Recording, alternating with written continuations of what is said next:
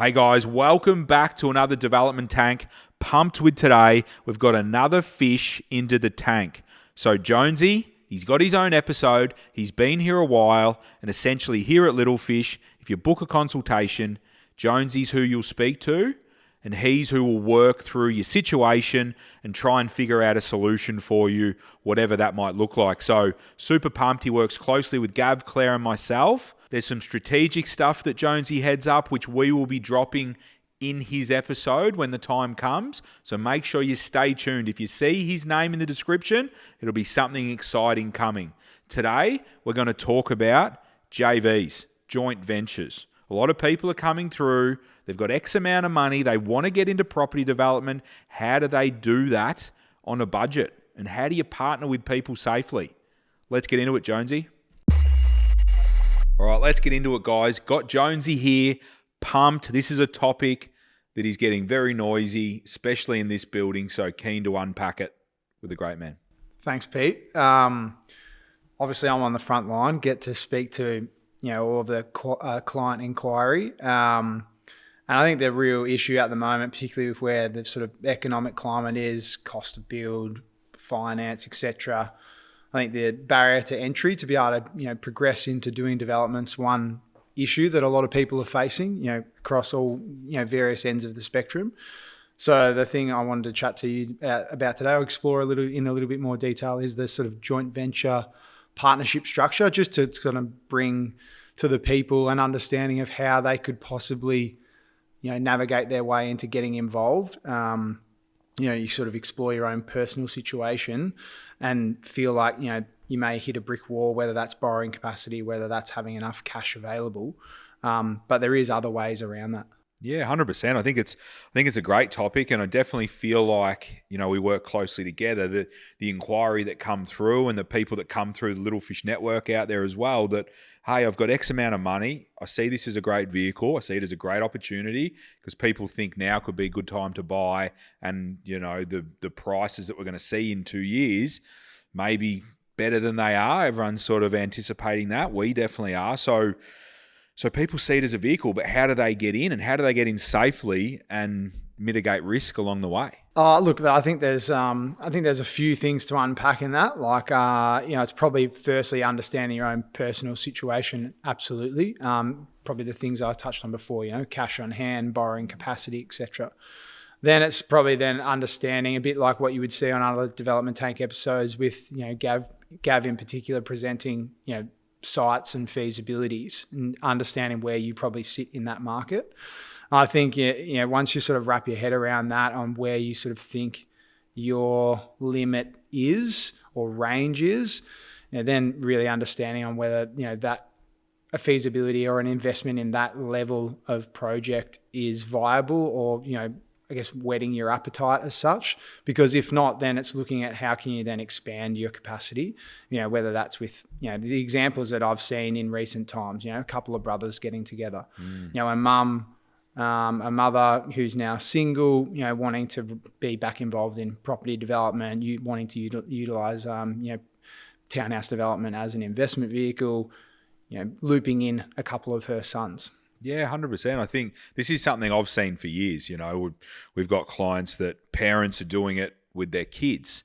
They'll live in one, the kids will live in one. So it gives the kids a leg in the door, the parents the ability to downsize into something that'll see them out, for decades to come. So it gives people the opportunity to get involved in these developments and get potentially into better suburbs as well. If you're in the market, you want to buy a finished townhouse, or if you're in the market and you're prepared to develop, and you join forces with parents, brother-in-law, sister-in-law, siblings, colleague, just like-minded people that are up for the fight. If you can band together, and especially, sometimes we see syndicates and joint ventures, purely investment model, but sometimes we see people that actually just want a house. I love those type of ones because they go, okay, cool, we can get into this suburb, guys. We'll have one each. We'll design the one each. We'll build it together. We'll mitigate risk. Then they get in one each and have one each. They've played the developer. They've got inbuilt equity inside there that is going to sort of set them up potentially for the next move. So there's lots of different ways to do it, like you said, and yeah, I find it super interesting and super encouraging that it lets people get in at all different levels. It's that old adage, right? Like, where there's a will, there's a way kind of thing. Yeah. And you just like, when you think that you can't do it, you'd be surprised at being able to unearth the avenue to do it. And so I guess where the angle we're coming from is encouraging you to explore that.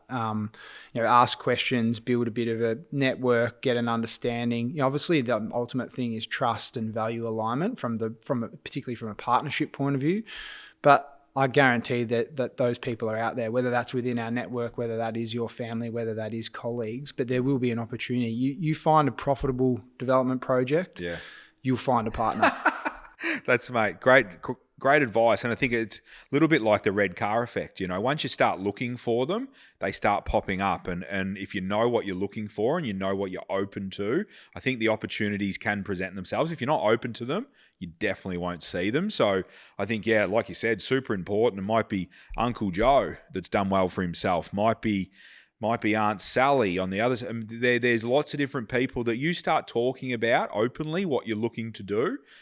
Those people potentially will find you. And like you said, you find a profitable development site, those people will bring themselves to you. So, great advice. And I think, and like anything, guys, on this channel and on this program, for us, it's about getting you guys thinking about how can I maybe get involved. And that's essentially what you do on the daily, Jonesy, is hear people, speak to people. And this is definitely a scenario that's coming to you more and more. People see it as a great vehicle. This is what I've got. How do I get involved? So if they're coming to you, there's a lot more of you at home that are asking these questions. Yeah, for sure. I think like where I sit is very much, front facing problem solving. So people coming to us with an interest, whether it's you've seen DevTank, you've looked through our website, you've, a friend, colleague has suggested, hey, have you looked at this?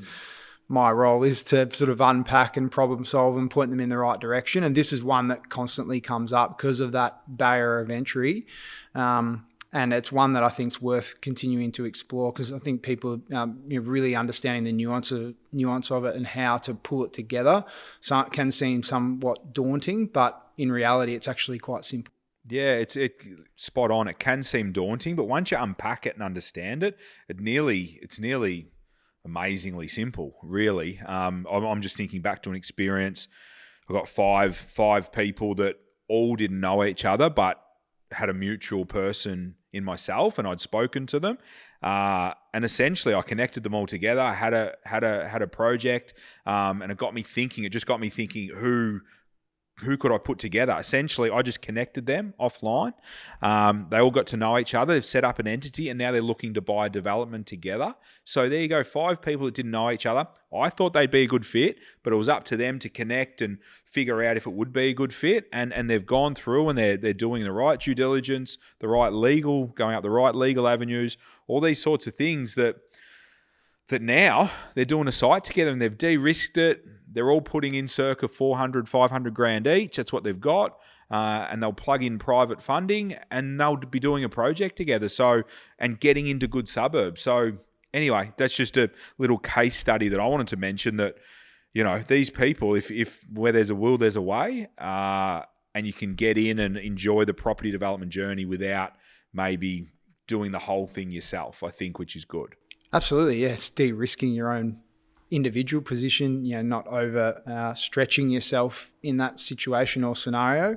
That's typical of what I would deal with, right? People coming to me with, 300, 400, 500 grand, sort of capped in their borrowing capacity, can't really do an entire project on their own. And more so in the current market, we're pushing people that can down to those sort of blue chip areas in Melbourne.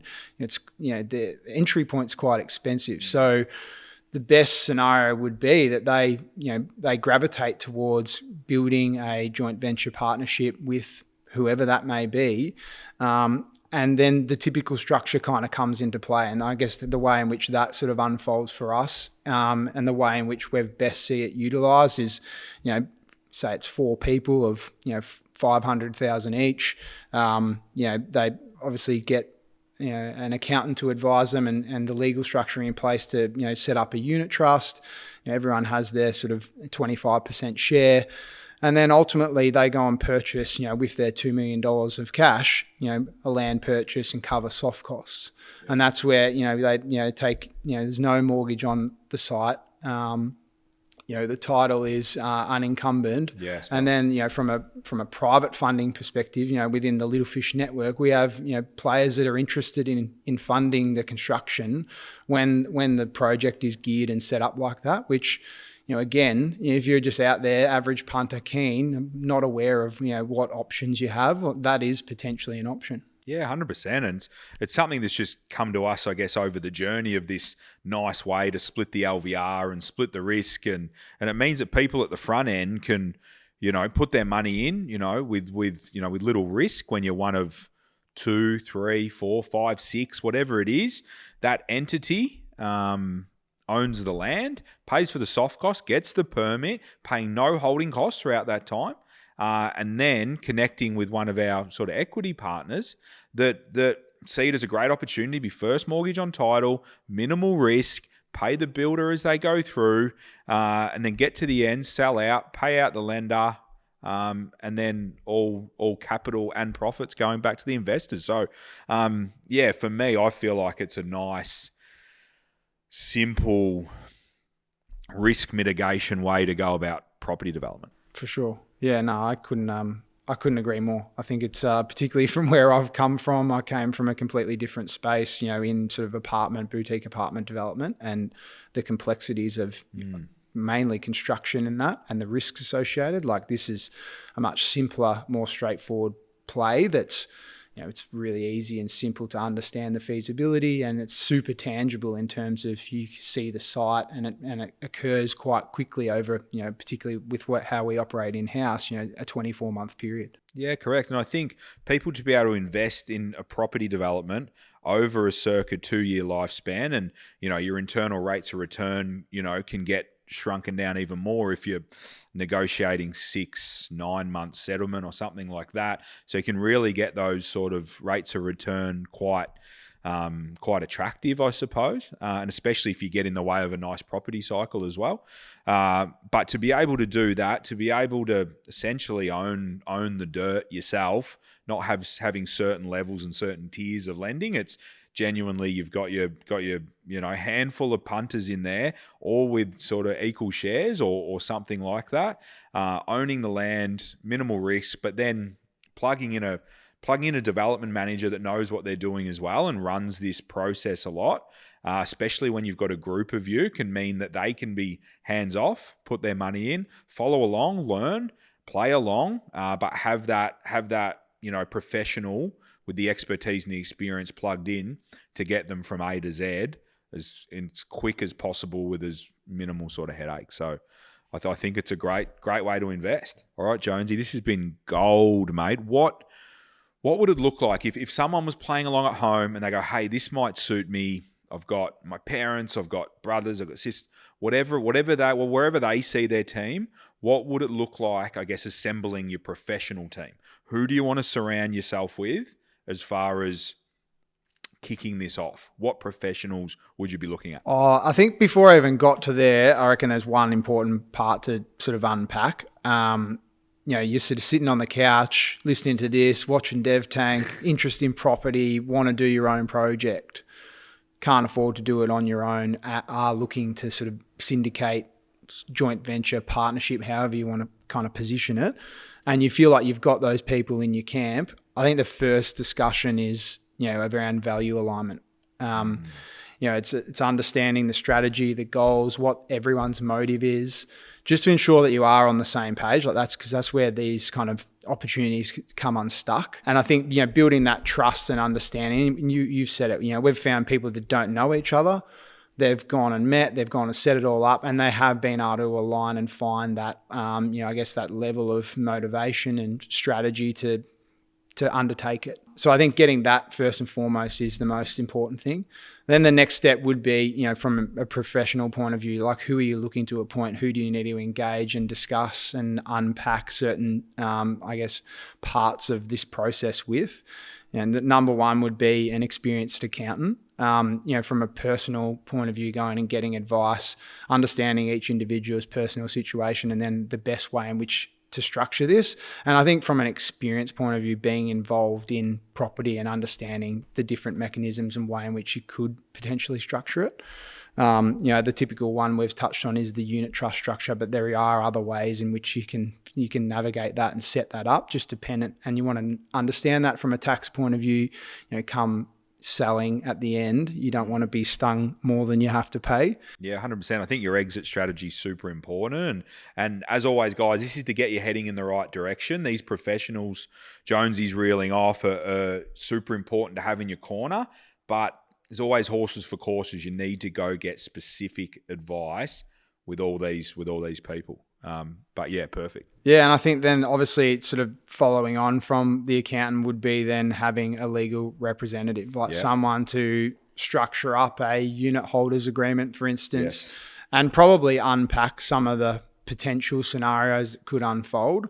Like for me, that would be absolutely imperative if I was going to look at, participating in something like, even if it was with brothers, which I have brothers and old man that I have explored stuff with before. Already you can see, well, what happens if this happened or what happens if that happened? I think it's understanding those scenarios and then sort of building that into an agreement is obviously imperative. Yeah, because people's personal situations can change, even if it is in a short period of time. So I think, I guess sort of forecasting or envisaging how you would navigate that is super important. Yeah, I think that's a great point. And, you see this not too often, but you definitely come across it that everyone's got best intentions setting out and we're going to take on the world and we're going to go to the moon and we're going to do 5 projects over 7 years or 8 years and we're going to make all this money. It's all the intentions are there at the start, but to have a legal rep appointed that will look down and will be somewhat negative and will like to iron out all the potential downfalls and pitfalls of something like this and to put it on a piece of paper and get everyone to acknowledge it, I think it's a very important part of the process. For sure. And then it's probably the next one is a broker. Again, dependent on what your level capacity is, there may be the need for that. And ultimately we gave sort of the ideal scenario in terms of having the cash to fund for land and soft costs. But in some situations, that's not realistic. So there's still ways and means around that. Obviously, speaking with a broker to understand borrowing capacity, for each individual and how you could possibly navigate that and not necessarily going down the, private funding route because that's not going to work for you, but, accessing other avenues of funding. Probably in more typical ways. Yeah, great point. Like we said, we love the structure of equity in for land, stamps and soft costs and then borrow the build privately. But that is just one way of doing it. And that's a way in here that we've seen it work quite well. Lots of different ways to do it. But to have your money man on the team, the broker that can give you confidence around what your abilities are, very important box to tick. And then finally, is appointing someone like us. And if it's not us, making sure that it's a development management professional. That's correct. Because the way in which these come unstuck is, you buy the wrong site and all of a sudden what you thought was going to be a dream becomes an absolute nightmare. And I think, obviously the work in which Little Fish, particularly our team, do on the front end, just ensuring that whole first 12 months is super watertight to ensure we can get the most efficient and effective and high quality build as possible to obviously realize the best possible outcome. Ultimately that's very much money well spent. Yeah, 100%. I think, a development manager, just to bring it all together, what I've found is in the different little groups that we've worked with that have come together and then engaged us on their behalf, just the ability to have that one point, I guess, of connection to the development. And, you might have 2 people involved, 2 parties, you might have 8 parties involved. So to have that single source of truth that they can all come to, I think super important. For them not to have that professional appointed means that potentially one person in that's doing more work than the others, and that can cause frustration. Are they going quick enough? Somebody over there is not doing anything, but we're doing the heavy lifting over here. And then suddenly you've got unrest in the group where you appoint one source of truth and one development manager, means that they can all flow through that. And that professional can then mitigate the risk, manage the development to the best commercial outcome possible, and those people can then get on with each other and hopefully develop long into the future without too many issues. So, yeah, for me, that's what I see a development manager. One of the big advantages of a development manager is taking on that load themselves rather than any of the unit holders. Nailed it. Awesome. Amazing amounts of value in that, Josie. Thanks for your time. See you in a couple of weeks. Thanks, Pete. Thanks for having me. Anyone that's going to get value out of that, please share it with your mates, your brother, Uncle Joe, sisters, siblings. Partner up, get the joint ventures going, and make sure you look out. In a couple of weeks, Jonesy will be back working on some really exciting stuff strategically for our business. So we're going to drop it here. Jonesy's going to bring it to us, but he's working hard in the background, bringing you guys as much value as possible. Happy developing.